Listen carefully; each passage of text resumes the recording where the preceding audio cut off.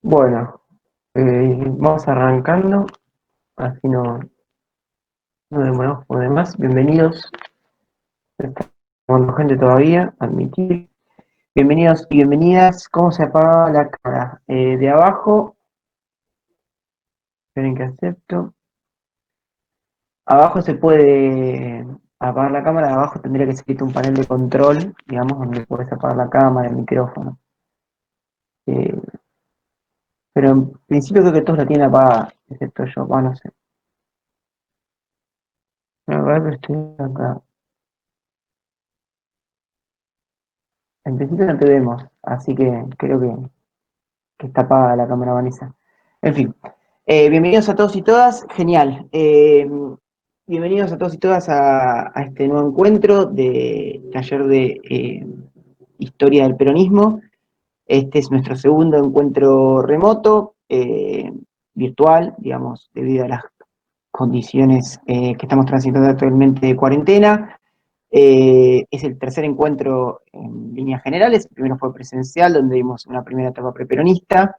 El segundo estuvimos viendo el primer peronismo. Y este tercer encuentro estamos viendo el segundo gobierno peronista antes del golpe del 55. Este encuentro lo va a dar Ezequiel Salvador, que en el encuentro anterior, el sábado pasado, estuvo haciendo unos breves comentarios sobre temas constitucionales, sobre la Constitución del 49. Él ahora va a ahondar un poquito más sobre esos temas que salpicó el encuentro pasado y ahondar en otros temas de esta segunda etapa del gobierno peronista que se inicia con la reelección de Perón y termina fatídicamente con el golpe militar eh, llevado a cabo por el ejército y apoyado por los opositores al peronismo.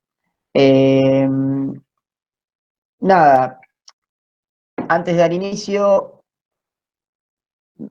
recordar o rememorar esta fecha. Ayer se cumplieron 51 años del Cordobazo. En realidad, entre ayer y hoy, hace 51 años, están sucediendo los hechos conocidos como el Cordobazo, que fue una insurrección popular y estudiantil y trabajadora en Córdoba contra justamente ese gobierno militar que derrocó a Perón. Si bien se fueron sucediendo los altos mandos del ejército en el poder ejecutivo, la ideología y la proscripción sobre el peronismo seguían vigente cuando se produce el Cordobazo en el 69. Eh, Fue un movimiento, como ya lo dije, entre trabajadores, estudiantes en la ciudad de Córdoba, contra el gobierno militar, contra la burocracia sindical, contra todo el aparato también sindicalista de la CGT que estaba aliada con el gobierno de Onganía. Terminó desestabilizando ese gobierno y para nosotros es una fecha eh, que siempre tenemos que recordar, y sobre todo los movimientos populares y peronistas, de base peronista, tienen que recordar, porque eh, va a ser la primera gran movilización que luego los años posteriores se van a suceder nuevos ASOS, como la historia les va a dar el nombre, Vigorazo, Rosariazo, etcétera.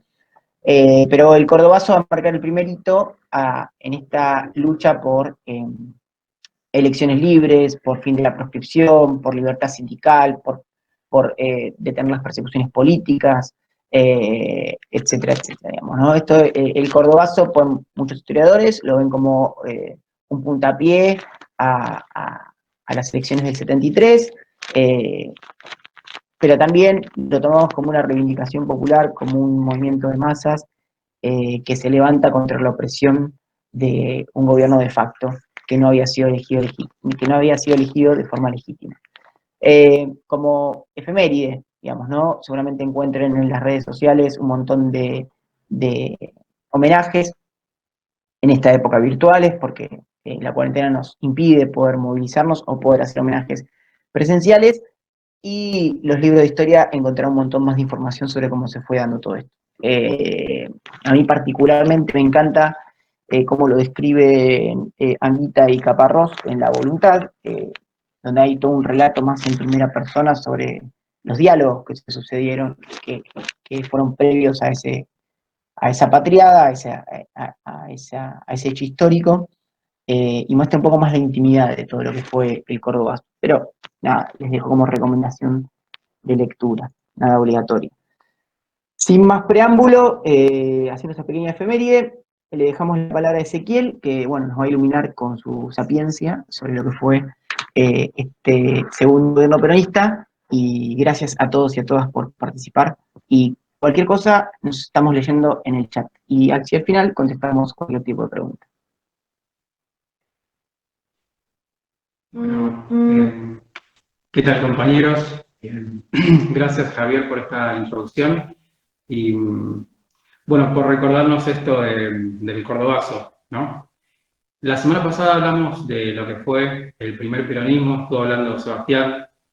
También hablamos de lo que fue la reforma constitucional del 49, y yo quería arrancar con lo que es la situación geopolítica y cómo esa situación influye sobre la cuestión económica y después qué es lo que va sucediendo en los distintos años del 50 para adelante, porque van también motivando los hechos políticos que se van sucediendo, hechos políticos y militares. Como situación geopolítica de los 40 tenemos el fin de la Segunda Guerra Mundial y la nueva conformación de un sistema bipolar donde tenemos dos sistemas económicos. ¿Se escucha bien?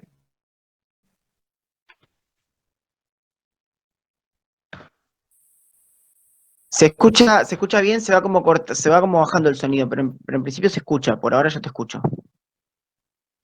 Bueno, bueno, hablo un poco más alto, a ver Dale, que cualquier cosa por mensaje. te aviso. Bueno, hay dos sistemas económicos, que es uno, el sistema capitalista estadounidense, y el otro, el comunista soviético. Y los dos son imperialistas, es decir, los dos intentan que ese mismo sistema se aplique en otros países fuera del de ellos. Y no conciben otro sistema que no sea esos dos. Ellos ven la política mundial como un tablero de ajedrez donde solamente puede haber dos piezas. Y luego de la Segunda Guerra Mundial empieza una guerra que no es directa, que no se establece en un teatro de operaciones propio de alguno de los dos países como la Unión Soviética o Estados Unidos, sino que se libran en otros países de manera indirecta, otros países como Corea, la guerra de Corea en su momento, y en otros países como Argentina y en Europa también, pero de una manera diferente. Y hay algo que hace Estados Unidos teniendo el ingreso comunista a Europa. Ya el comunismo estaba en los países de Europa del Este y estaba avanzando hacia Europa del Centro. Entonces, Estados Unidos, teniendo este avance comunista, dicta o establece el Plan Marshall, que es un plan de asistencia a las naciones europeas como para que se reconstruyan y no pueda en esos países influir tanto el comunismo. Entonces, entre que desembolsa plata y entre que hace otras cosas, como por ejemplo comprar todo el grano a los productores estadounidenses y donarlos a los europeos. Esto lo que hace es que Europa en poco tiempo se reconstruya, Alemania principalmente, y finalmente Estados Unidos vence en ese sentido de que con esa medida no permitía el avance del comunismo en esos países. Pero bueno, yendo a lo que es Argentina, esto la perjudicó enormemente porque este plan Marshall lo que implicaba era un criterio de exclusividad en cuanto a la comercialización de granos de Estados Unidos y de Europa, y la imposibilidad de Argentina como país exportador de granos de colocar sus productos allá, y además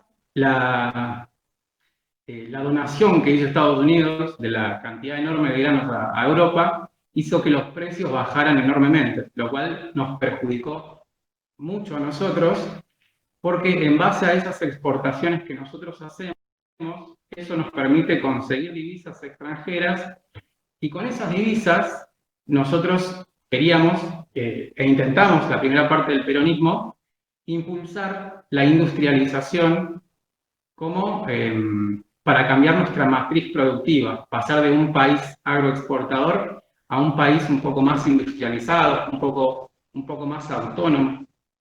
Y bueno, y en ese sentido, si bien los primeros años, con el primer plan quinquenal se pudieron lograr muchas cosas, se pudieron avanzar en muchas cosas, luego de unos años se fue complicando justamente por esto, porque fue más difícil para nosotros el conseguir insumos a buen precio y conseguir materiales que necesitamos para seguir desarrollando nuestra industria. Entonces, lo que va sucediendo, bueno, es una serie de cosas. Luego del 49 en adelante, la situación económica empieza a ser distinta. Ya empezamos a ver los efectos de nuestras dificultades de exportación agropecuaria y nuestras otras dificultades de desarrollo de la industria. Y empezamos a tener algo de inflación durante los años de 49 en adelante. Y además de la inflación, durante el año 49 al 51 tuvimos una de las sequías más importantes de nuestra historia, en el cual, bueno, la producción de alimentos bajó muchísimo, la cuestión agraria y en cuanto a ganado también, todo lo cual, además de que estamos en un proceso inflacionario durante todos esos años, 49, 50, 51, 52, eso producía desabastecimiento y tuvimos unos años complicados. Por ejemplo, en el año 52 el Producto Bruto bajó un 5% y se lo llamó el año del pan negro porque no teníamos suficiente trigo acá en nuestro país como para abastecer el mercado interno. Entonces lo que se hacía era mezclarlo con mijo, con unas semillas, y de esa manera, bueno, poder hacer un pan que pueda abastecer, un pan barato que pueda abastecer a todo el país. Bueno, eso sucedió y después se empezaron a planificar y a ejecutar algunas medidas de racionamiento en el cual se empieza a pedirle a la población que se consuma, bueno, lo indispensable. En cuanto a carne también teníamos problemas y se empiezan a impulsar controles de precios muy férreos y muy fuertes, lo cual, bueno, fueron años difíciles, pero eventualmente la economía pudo recuperarse. No hubo necesidad de la aplicación de una medida liberal tan grave como, por ejemplo, la devaluación, que hubiese implicado la merma en la capacidad adquisitiva de la gente, por lo cual se caen las teorías económicas liberales, que ante un ciclo económico contrario uno tiene que aplicar medidas de ajuste sí o sí, porque si no, no se puede avanzar. Así que si bien hubo medidas de racionamiento, si bien hubo que ajustarse el cinturón y hubo problemas económicos, con unas medidas férreas de control de precios y medidas férreas de racionamiento, se pudo lograr revertir la situación económica y ya el año siguiente, en el 53, 54 y 55, la situación estaba totalmente arreglada. Estaba mejorando inclusive. No a comparación de los años 40, pero sí estaba ya encaminada. Bueno, siguiendo la cuestión económica y antes de charlar de los hechos políticos, en esta segunda etapa del peronismo tenemos el dictado de un nuevo plan quinquenal. si el primer plan quinquenal intentaba el desarrollo de la industria liviana, intentaba hacer que se acompañe el desarrollo de la industria con el beneficio a los trabajadores y que no sea el desarrollo de la industria un fin en sí mismo, sino que se pueda acompañar con el desarrollo social de todos los trabajadores, conforme la comunidad organizada y la Constitución de 1949. Y bueno, lo que sucede es que ya para este segundo plan quinquenal, con una situación distinta, lo que se intenta es lograr un abastecimiento de combustibles, se intenta también darle un poquito más de interés a lo que es la cuestión agropecuaria y, bueno, y algunas otras cosas, como por ejemplo liberar un poco lo que es el ingreso de inversiones extranjeras y en este caso se intentaba crear comisiones especiales que evalúen las distintas posibilidades de inversiones en cada caso puntual y de esa manera, bueno, que se aplique en nuestro país. Antes nuestra posición era más de autonomía, más de independencia económica. En esta segunda etapa, si bien la independencia económica sigue siendo nuestra bandera, lo cierto es que vimos que había algunas dificultades como para llevarlo a la práctica y era necesario, sin perder nuestros recursos asegurados por la Constitución Nacional, lograr con una inversión extranjera poder lograr un autoabastecimiento mejor y empezar a desarrollar también otra parte de la industria que estuvo rezagada, que es la industria pesada. Todo esto se logró con la creación del IAPI, que es el instituto, o era el Instituto Argentino para la Promoción del Intercambio. Y bueno, con esto lo que se hizo es una nacionalización del comercio exterior. Se firmó unos días antes de que asumiera Perón en la primera presidencia, se firmó por Farrell, pero a impulso de Perón y de Miranda, que era su ministro de Hacienda y manejaba las cuestiones económicas. Y bueno, con esta nacionalización del comercio exterior lo que se hacía es, este instituto compraba los granos a los productores y los colocaba en el mercado exterior. Y también permitía distribuirlo acá en Argentina. Lo que permitió en los primeros años es generar una diferencia que hizo, bueno, básicamente ganar plata y con eso poder invertir en distintas, bueno, en distintos objetivos que teníamos como primer plan quinquenal, como el desarrollo del gasoducto de Comodoro Rivadavia a Ciudad de Buenos Aires, como la creación de viviendas populares, entre otras cosas. Y con el tiempo, como decíamos antes, con la mejora de los países europeos, con la competencia agroexportadora de Estados Unidos, con la baja de los precios internacionales de los productos primarios, con la sequía que tuvimos, con el desarrollo que también tuvimos del mercado interno y que hacía que demandáramos más materia prima, la situación fue cambiando y ya el IAPI no tuvo el mismo resultado que al principio. Ya el resultado no era tan de superávit, sino que generaba ciertos inconvenientes. Pero es interesante que sepamos que en un momento nosotros tuvimos pensado la nacionalización del comercio exterior.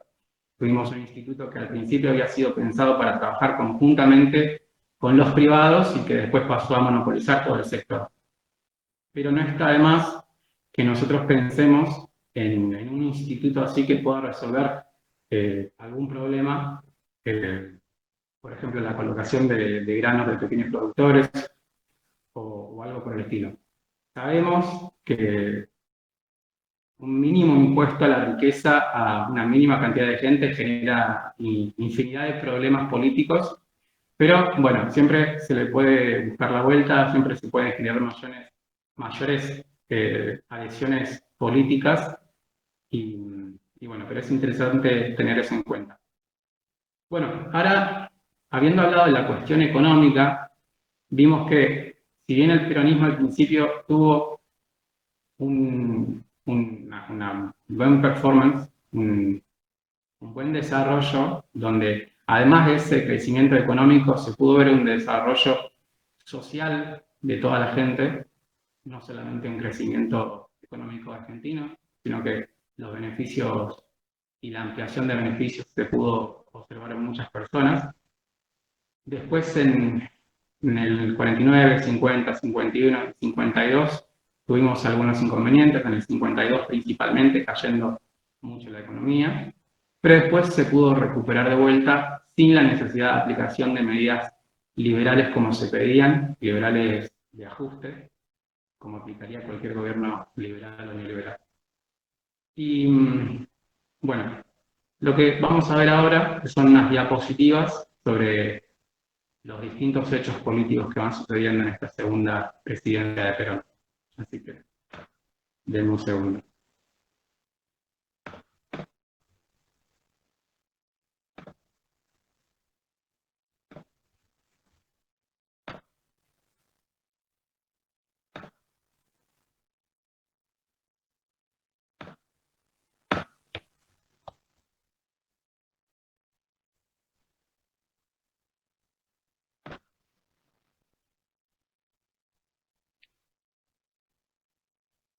Javi, ¿se alcanza a ver ahí?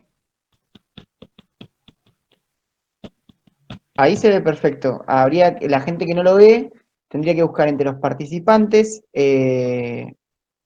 Sería Ezequiel Salvador presentación y ahí poner el pin como para fijar la pantalla. Aclaro para los que no lo llegan a ver. Van a personas arriba, buscan Ezequiel Salvador presentación y ahí lo fijan. Ahí dicen que se ve perfectamente. Perfecto. Perfecto.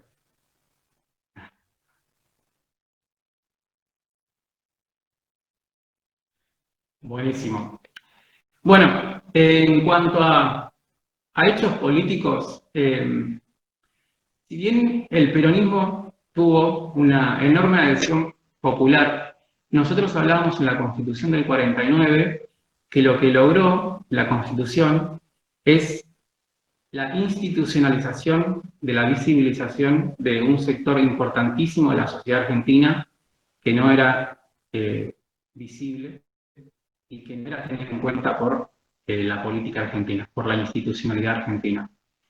Esta gente, todos cabecitas negras, todos descamisados, se hicieron visibles el 17 de octubre del 45. Y lo que vimos, lo que se vio, es que eran muchísimos, era la mayoría popular de este país y en un país democrático, claramente el peronismo siempre fue una opción mayoritaria. Perón siempre gana con el 60% de los votos y entonces tiene una base societaria muy, muy importante. El tema es que tenemos un sector muy privilegiado, un sector oligárquico y otro sector aspiracional que no es oligarquía, pero muchos privilegios, los privilegios de decir cuál era el ser nacional, los privilegios de ser los únicos que podían decir qué es la Argentina o quiénes tienen derecho a tal cosa o tal derecho a tal otra. Y no les gustaba el hecho de que gente que antes tenía todas las obligaciones ahora empezaban a tener derechos. Bueno, este sector minúsculo en cuanto a cantidad, pero muy poderoso en cuanto a los bienes, en cuanto a capital, en cuanto a poder político también, poder mediático, no se quedó de brazos cruzados, si bien los primeros años se estaba más agazapado, los últimos años, y especialmente en el segundo peronismo, hubo muchísimos golpes de Estado, muchísimos atentados que se dieron, muy violentos, muy desaprensivos contra las personas, o sea, no les importaba nada. mutilar gente, matar gente. Y todos estos actos son los que dan inicio a, uno podría decir otros, ¿no? A lo que es el terrorismo de Estado, que después se aplicaría de una manera mucho peor desde el 24 de marzo del 76 en adelante.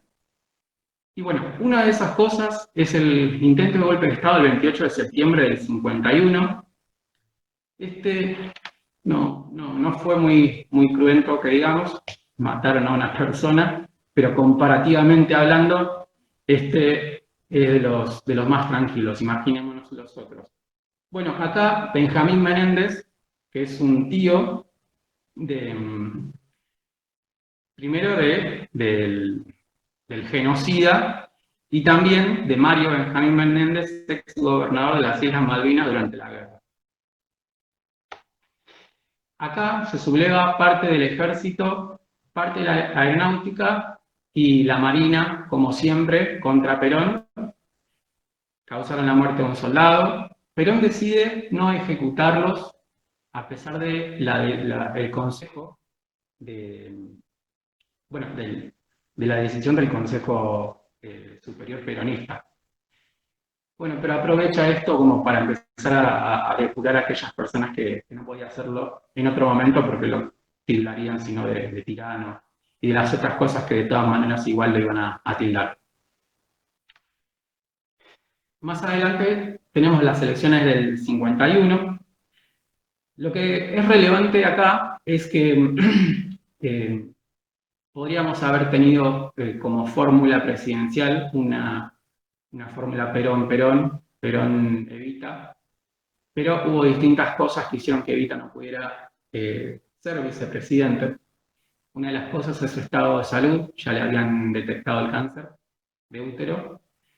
Otra es el rechazo que generaba en la iglesia y el rechazo que generaba en sectores de las Fuerzas Armadas en general.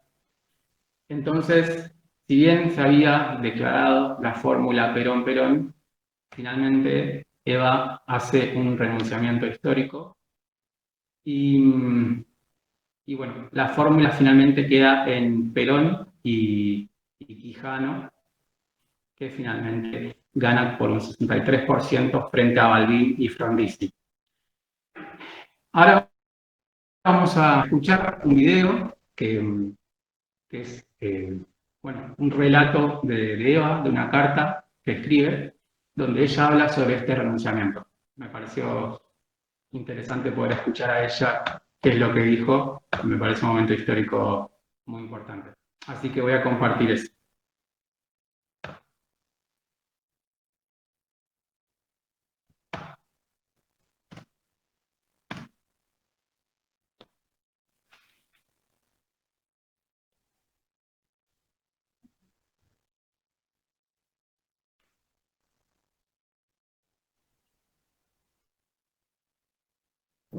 ¿Nada? No, creo que desde la parte de presentación tenés que poner volumen de la presentación.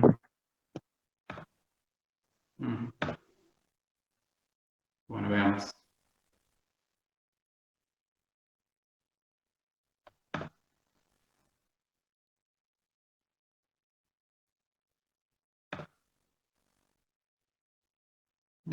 Si está en YouTube lo puedo pasar yo. Razonamiento de Eva Perón, a ver. Ahí te paso el link. Vale.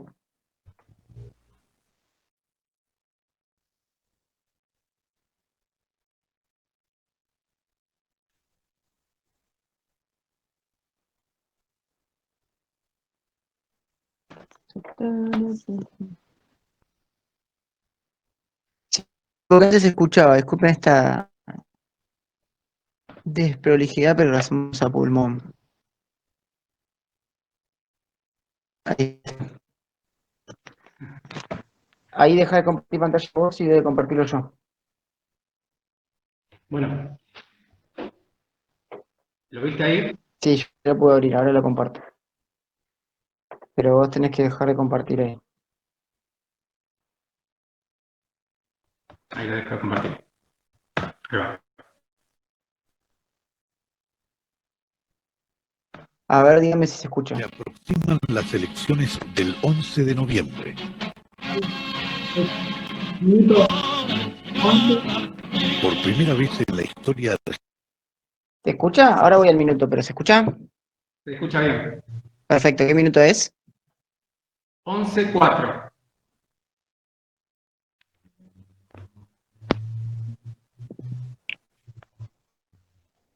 Ahí va. LRR del Estado de Buenos Aires, juntamente con la red argentina de radiodifusión, transmitiendo desde la residencia presidencial en la avenida Libertador General San Martín. Habla doña Eva Perón, quien anunciará una decisión trascendental al pueblo de la nación. Compañeros, quiero comunicar al pueblo argentino mi decisión irrevocable y definitiva de renunciar al honor con que los trabajadores del pueblo de mi patria quisieron honrarme en el histórico cabildo abierto el 22 de agosto. Quiero que el pueblo argentino conozca por mí misma las razones de mi renuncia indeclinable. Declaro que esta determinación surge de lo más íntimo de mi conciencia y por eso es totalmente libre y tiene toda la fuerza de mi voluntad definitiva. No renuncio a la lucha ni al trabajo, renuncio a los honores. Por los trabajadores y por los descansados seguiré luchando como hasta hoy con el corazón y el pensamiento puestos en el general, que con la grandeza extraordinaria de su alma supo dejar mi decisión de estos días librada al arbitrio de mi propia conciencia y de mi propia voluntad.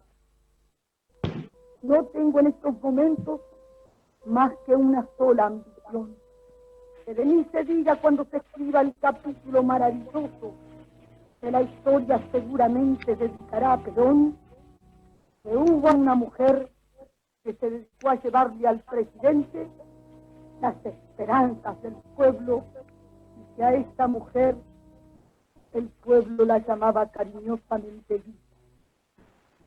Yo no quiero otro honor que ese cariño.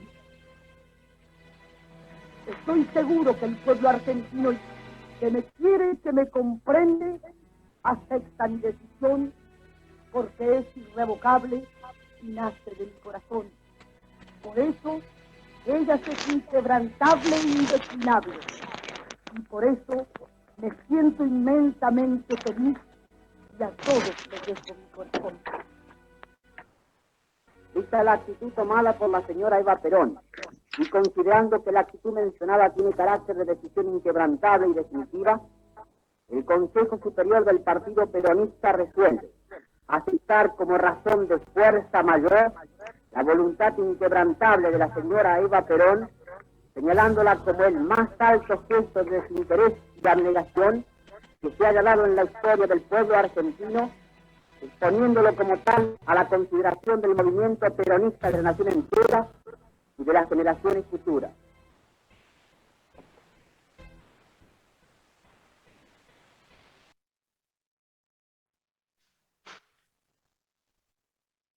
Bueno, hasta ahí. Bueno, bien. Como decía antes, ahora voy a seguir proyectando de la positiva.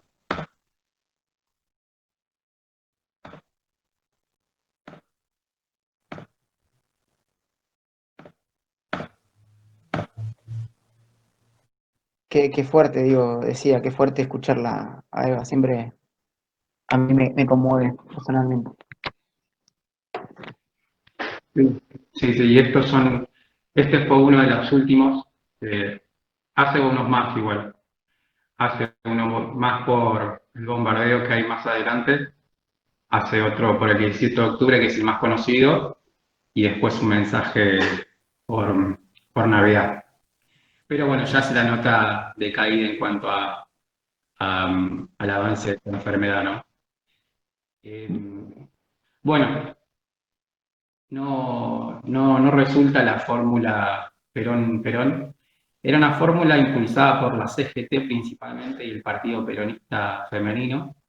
Se había hecho un cabildo abierto inclusive de la CGT con el 9 de julio llena, y toda la gente pedía por esta fórmula. Pero bueno, no se pudo dar, y sí ganó Perón-Quijano por una enorme mayoría de 63%. Quijano lamentablemente tampoco puede asumir porque fallece antes del día de la asunción. Hay algo que no sé si ha sucedido otra vez en la historia, me parece que no, una elección puntual de un vicepresidente que se hizo en el año 54 y es elegido Teisaire, o Tejer, como se pronuncie, como vicepresidente. Este tipo es, bueno, bastante infame en lo que es el movimiento peronista, porque durante la fusiladora es una persona que hizo una declaración en contra de Perón. Básicamente, todo lo que hizo durante el peronismo lo tiró a la basura, vaya a saber uno por qué beneficio. Pero es un traidor. Bueno, la elección lo que sí tiene es la participación de las mujeres por primera vez, y acá vemos una foto de Eva que, bueno, al menos pudo participar de la elección desde su lecho de enferma. Poco tiempo después, el 26 de julio de 1952, ella fallece. Se hizo un tremendo acto comparable al funeral de Irigoyen o de Perón o de Néstor inclusive. Y me pareció importante resaltar más que nada lo que sentía la gente, ¿no? El amor que sentían todas las personas. Y las personas del sector más popular, obviamente.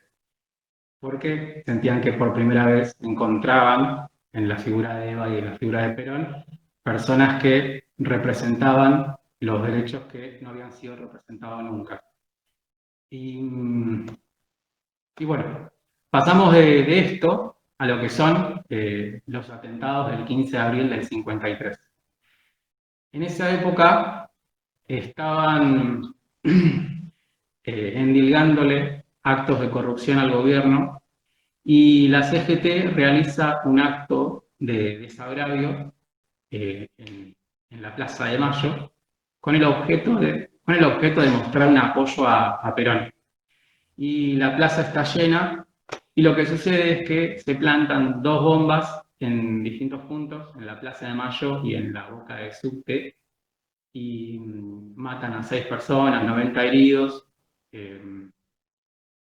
Un dato que me pareció interesante es que participó un futuro ministro de Alfonsín, que, bueno, no solamente eso, sino que logró que una estación de subte y una estación de tren tuviera su nombre, que es Roque Carranza, y participó de un atentado en el que murió un montón de gente y un montón fueron mutilados también y heridos, lo cual es una vergüenza, ¿no? Además que fueron amnistiados por la Revolución Fusiladora.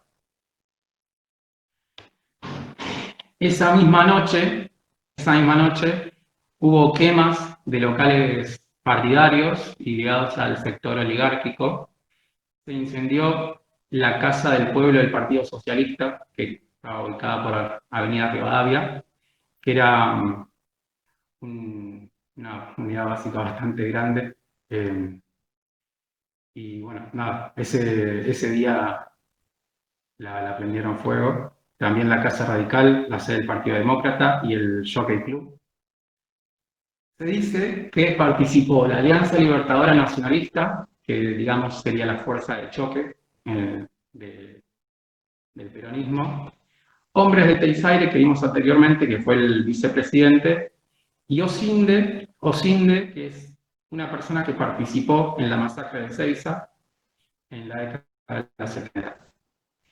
Más adelante, Perón diría que no apoyó la quema de estos locales partidarios ni ligados a los sectores oligárquicos. Y bueno, nada, ahí después yo voy a subir esta diapositiva. Hay un texto que se recoge en el libro Yo Perón de Enrique Pavón Pereira. Para el que lo quiera leer, lo vamos a dejar en la carpeta de Drive. Uno de los hechos políticos más trágicos de nuestra historia, y que para muchos da inicio a lo que es el terrorismo de Estado, son los bombardeos de la Plaza de Mayo del 16 de junio del 55. Bueno, en todos los golpes de Estado contra Perón o todos los atentados que se van cometiendo, hay una de las fuerzas que siempre está y es la Armada. La Armada es el sector cuya extracción de gente proviene de los sectores más oligárquicos. La Armada es la Marina, ¿no? Y siempre cuando se ve una conspiración contra Perón, normalmente la está liderando la Armada. Hay sector del ejército y hay un sector pequeño de la nueva Fuerza Aérea que se creó y que la creó Perón. El hecho de que no haya habido tanta participación del ejército, que es, bueno, de donde salió Perón también, hace o hizo que no haya pasado más que esto, ¿no? Pero, bueno, estos bombardeos, lo que se hizo fue, desde Punta Indio, que es el lugar donde está la Marina de Guerra, desde ahí partieron algunos aviones dependientes de esa fuerza, y también de la Fuerza Aérea de Morón, y fueron atacando distintos puntos con bombas y con ametralladoras, tanto como en la Casa Rosada, como en la Plaza de Mayo, y distintos puntos de la ciudad y del Gran Buenos Aires. Por ejemplo, intentaron bombardear, igual esto está confirmado por algunas fuentes, pero no todas, pero igual lo voy a decir, como para que si alguien quiere chequearlo por ahí y después avisarnos, nos dice. El gasómetro que queda en la Avenida de los Constituyentes y General Paz. Acá en La Matanza había una concentración de obreros en la puerta de la ex Jabón Federal, que quedan en Clovara, o quedaban Clovara y General Paz. Se habían agolpado a la puerta como para ir a la Plaza de Mayo y los ametrallan y matan a una persona. Y también en Avenida Clovara, afuera del regimiento de La Tablada, o sea, en La Tablada, se había dado la orden al regimiento de La Tablada que parte vaya a recuperar a Ezeiza, que estaba siendo controlado por los la plaza, y otra parte que se dedica a la Casa de Gobierno. Bueno, los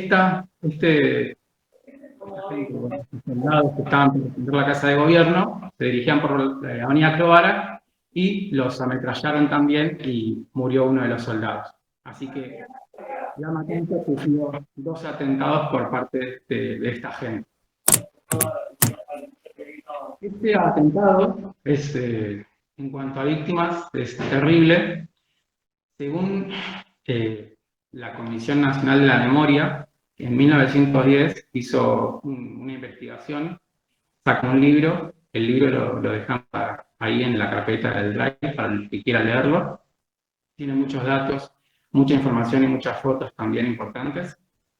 Había más de 300 víctimas y además hay un montón de personas totalmente calcinadas que no pudieron reconocerse, por lo cual se sabe que las víctimas fatales fueron mucho más todavía.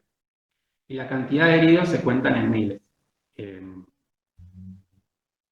Inclusive se habían rendido en su momento y luego de rendirse, los que tenían aviones se dirigían a Uruguay.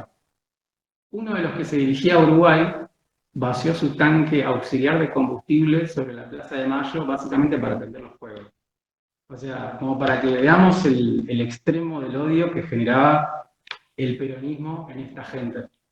Que nosotros lo sabemos porque vimos lo que pasó después del 76 en adelante, pero ya en el año 55 esta gente mostraba esa clase de odio sobre la gente, sobre nuestro pueblo. Como para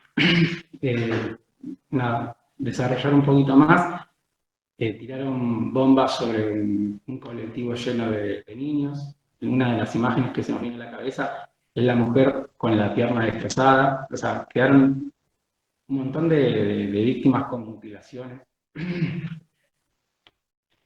Lo que pasó, lo que querían hacer era matar a Perón y hacer un desastre tal que impida la reacción por parte de los leales a Perón y de esa manera poder ellos tomar el poder.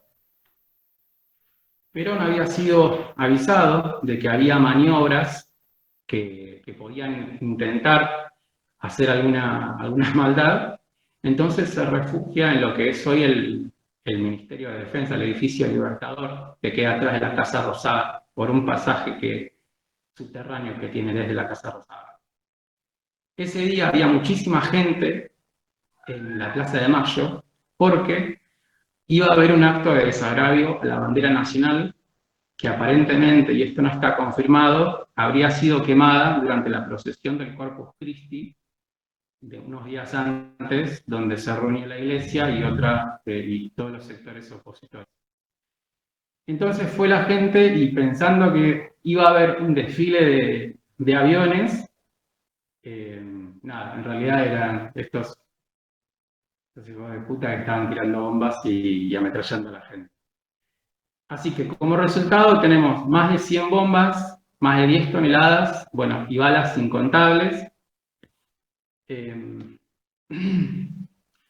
Bueno, esta gente finalmente, por lo menos los que tenían aviones, fueron recibidos en Uruguay, donde incluso los esperaban los que habían intentado hacer el golpe en el 51.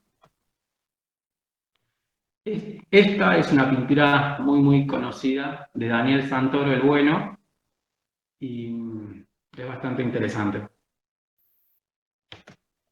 Bueno, no funcionó este intento de golpe de Estado, pero sí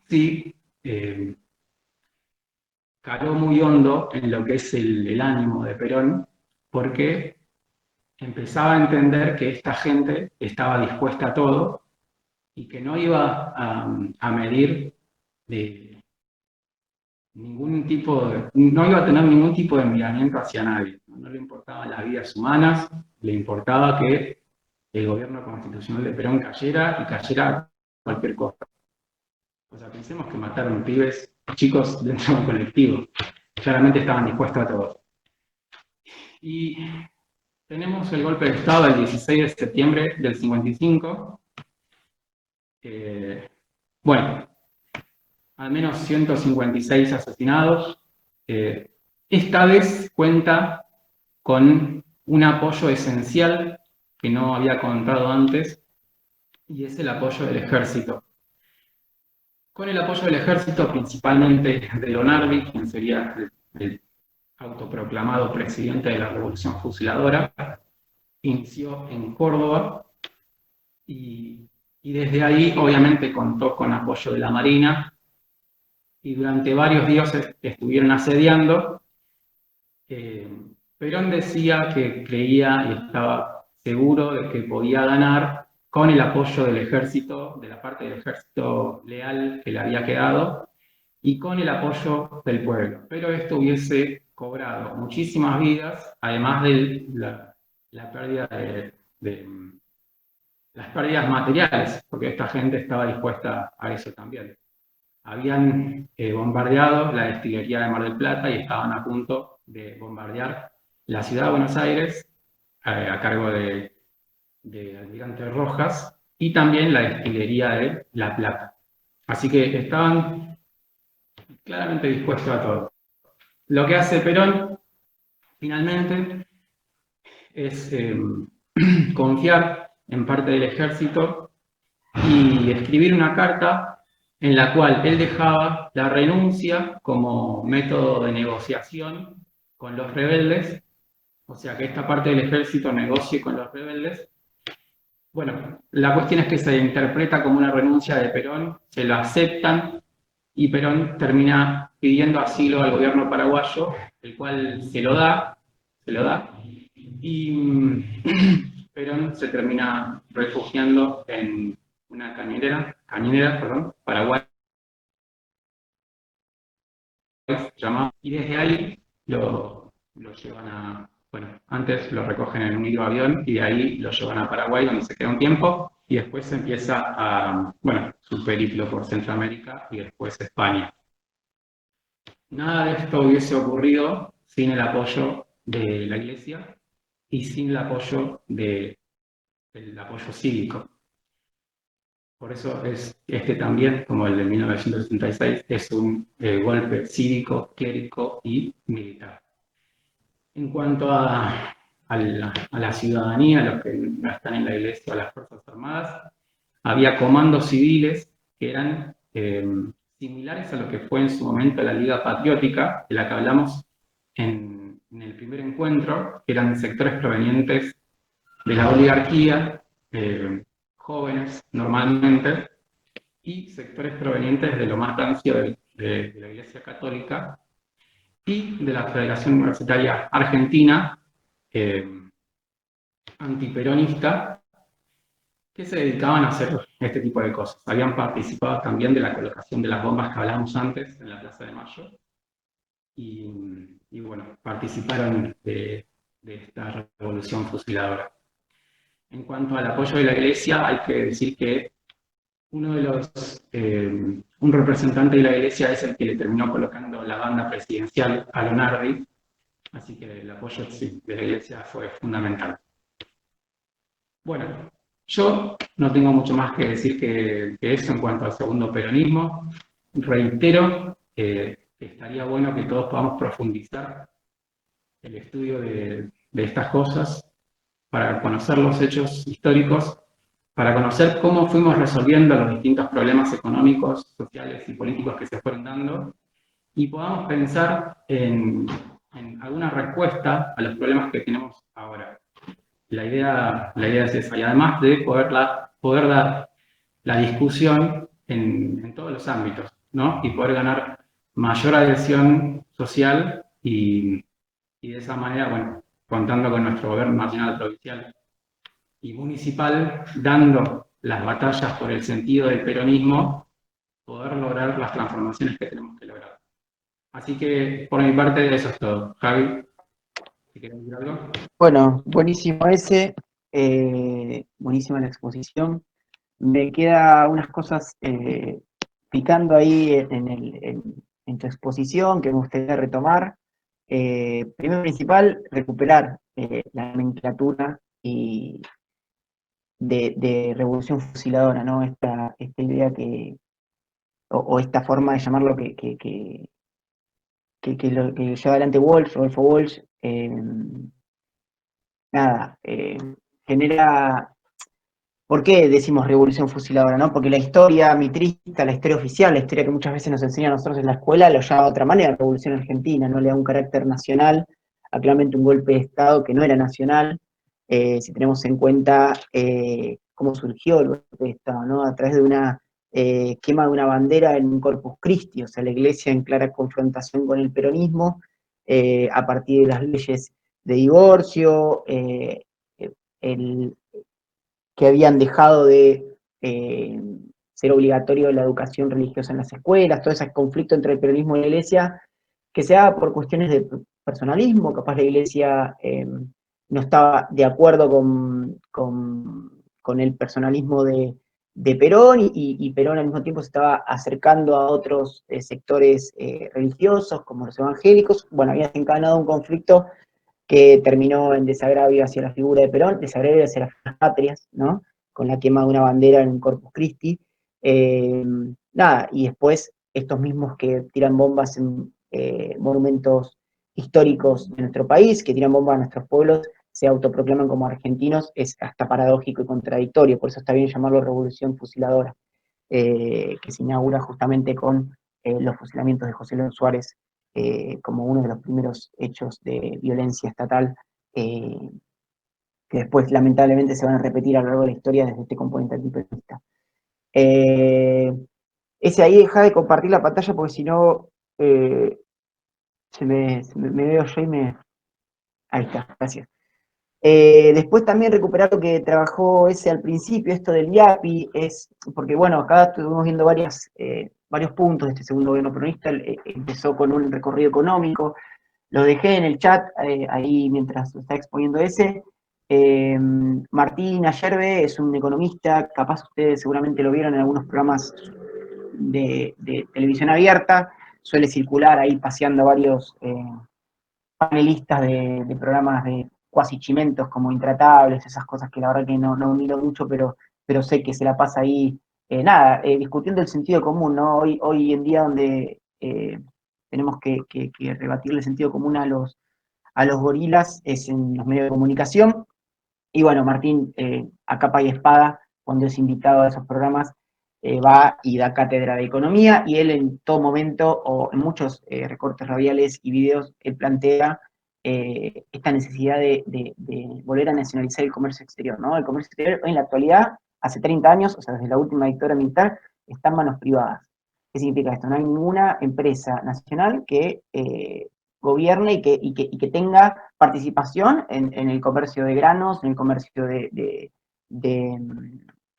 trigo, en el comercio de ganadería, no hay ninguna participación estatal en eso, lo que implica, nada, que cuando se quiere sancionar algún tipo de impuesto a esas grandes riquezas que se queda el capital privado, tengamos manifestaciones como la del 2008, con el lockout patronal, ni hablar de los intentos de aumentar un impuesto a las riquezas, ¿no? En nuestro país, donde la mera idea que se plantea en ciertos sectores políticos ya genera movilizaciones, cacerolazos y todo lo que escuchamos en los medios de comunicación que justamente buscan masificar esos discursos de odio clasista contra un gobierno nacional y popular como el que tenemos hoy en la actualidad.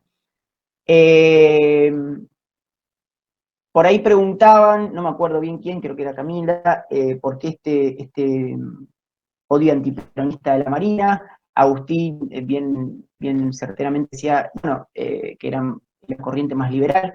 Recordemos que Perón es parte del ejército, o él es coronel, cuando llega a la Secretaría de Desarrollo Social, perdón, Secretaría de Trabajo,